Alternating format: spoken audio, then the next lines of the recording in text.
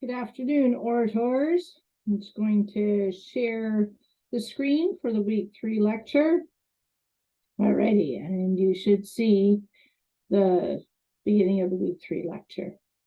All right, just to recap, last week we ended up covering details about storytelling, how important the audience is. I gave you that acronym, audience-oriented, purposeful, and economical, because you are students in the School of Business.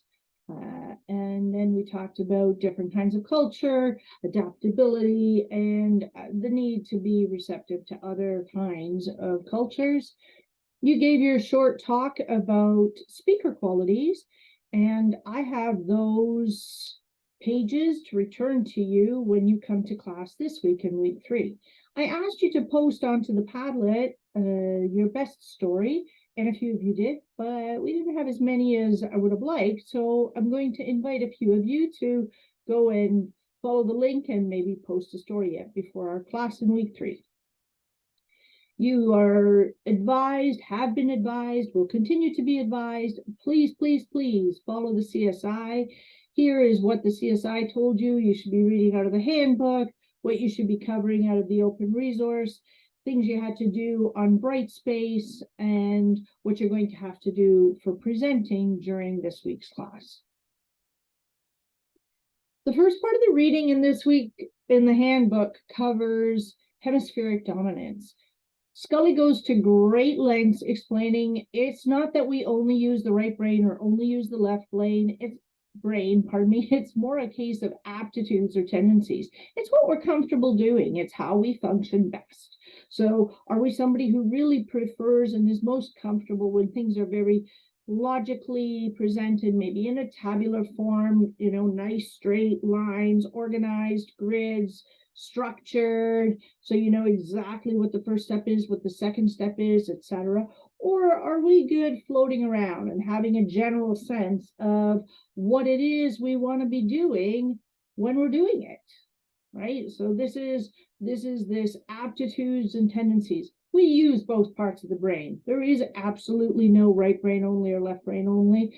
Yes, there are emergencies and traumas to the brain which can impact using one side or the other, and we will be talking about that as the lecture goes on. Typically associated with the left side of the brain are those more structured, concrete ideas, this idea of presenting a logical argument, if A, if B, then C, right? And sometimes you can go quite far on it not making sense. You work from the beginning of proofs, and it's all based on facts. And you're confirming existing theories, existing facts. Right through to the bottom there, Aristotle has this theory, hypothesis, observation, confirmation. Sometimes it's called the scientific method.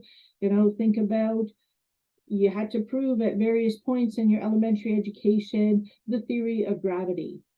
It is a theory, it's a truism. We know what the gravitational pull is on the earth, and you drop an apple and it, you can measure mass, you can measure the drop speed, how high up, etc.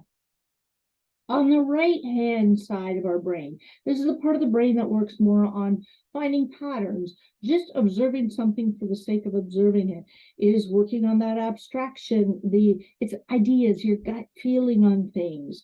It is interpretive, and both in novel form and popularized in series and in movies is the notion of Sherlock Holmes, who looks very carefully at things, and after looking at several things, figures out what a pattern is, and then he develops a hypothesis, and afterwards comes to a theory.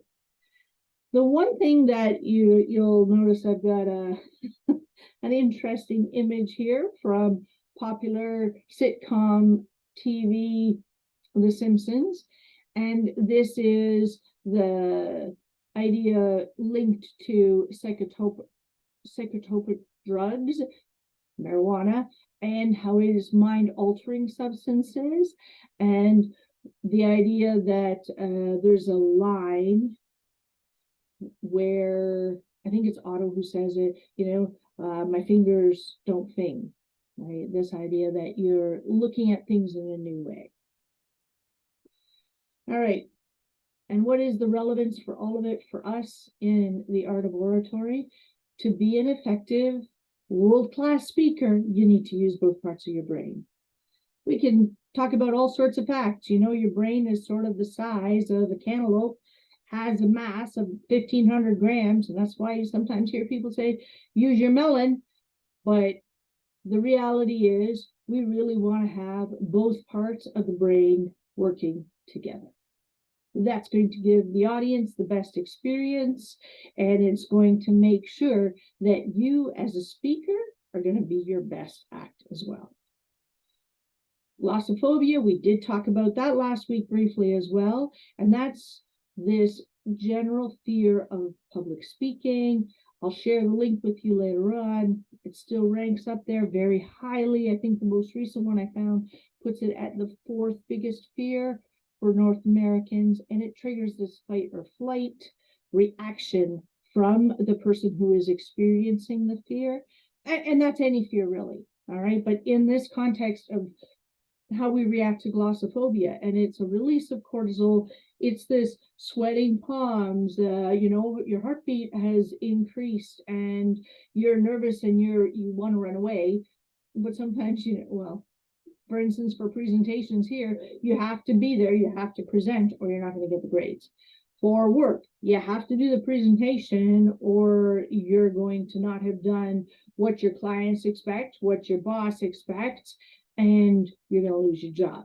So dealing with all of these aspects.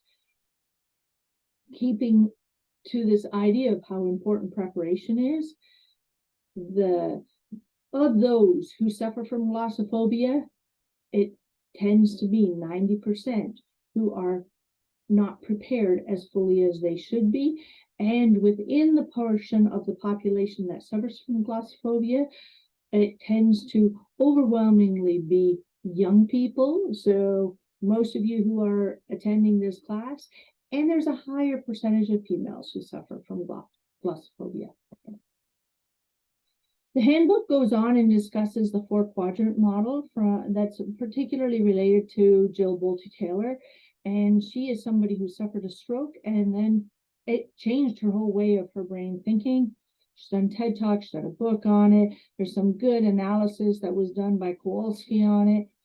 And in the Scully handbook, there's quite a discussion about the 4 quadrants. And again, the quadrants interact. You've got thinking, which tends to be more associated with your left brain, emotional, that tends to be more associated with your right brain, and how these have to interact. Thinking is your planning, your analysis, how you're going to get through something, but your right brain also relies on memories, some of the trauma that may be associated with particular activities, and then you have to be able to merge all of that together to be able to come up with working your brain together.